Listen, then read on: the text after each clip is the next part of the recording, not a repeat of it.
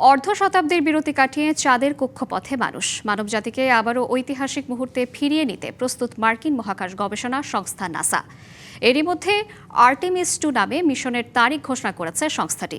সবকিছু ঠিক থাকলে আগামী 6 মার্চ ফ্লোরিডার কেনেডি স্পেস সেন্টার থেকে রকেট উৎক্ষেপণের মধ্য দিয়ে সূচনা হতে যাচ্ছে রোমাঞ্চকর এক অভিযানের।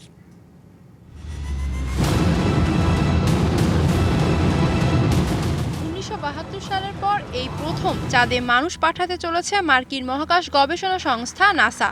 সংস্থাটির আর্টেমিস মিশনের দ্বিতীয় পর্বে 4 জন নভোচারীকে চাঁদের কক্ষপথে পাঠানো হবে। নভোচারী দলে রয়েছেন commander Reid Wiseman, pilot Victor Glover, mission বিশেষজ্ঞ ক্রিস্টিনা কোচ এবং কানাডিয়ান স্পেস এজেন্সির জেরেমি হ্যানসেন।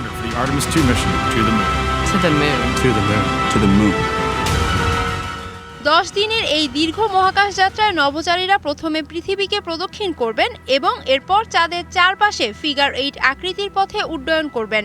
মহাকাশযানের বর্তমান কাঠামোটি অবতরণের জন্য তৈরি না হওয়ায় এই অভিযানে চন্দ্রযানটি চাঁদের মাটিতে অবতরণ করবে না। এবার নগদে পাচ্ছেন হেলিকপ্টার অফার, তাই কেনাকাটার পেমেন্ট নগদে করুন আর বুঝে নিন 2000 টাকারও বেশি ক্যাশব্যাক সহ হেলিকপ্টার রাইড। পেমেন্ট শুরু করুন আজই। চন্দ্রযানে করে চাঁদের চারপাশে ঘুরে তথ্য সংগ্রহের পাশাপাশি খুব কাছ থেকে চাঁদকে পর্যবেক্ষণ করবেন মহাকাশচারীরা। এছাড়া চাঁদের দূরবর্তী পাশ অতিক্রম করে ইতিহাসে সবচেয়ে দূরে ভ্রমণকারী হিসেবে নিজেদের নাম লেখাতে যাচ্ছেন এই নভোচারীরা। 1972 সালে অ্যাপোলো 17 মিশনের পর এটিই হবে চাঁদের কক্ষপথে মানুষের প্রথম পদযাত্রা। আর্টেমিস 2 মিশন সফল হলে নাসা পরবর্তী ধাপ আর্টেমিস 3 নিয়ে কাজ শুরু করবে, যার মাধ্যমে 2027 বা 2028 সালের দিকে দীর্ঘ 54 বছর পর মানুষ সরাসরি চাঁদের মাটিতে পা রাখবে বলে আশা করা হচ্ছে।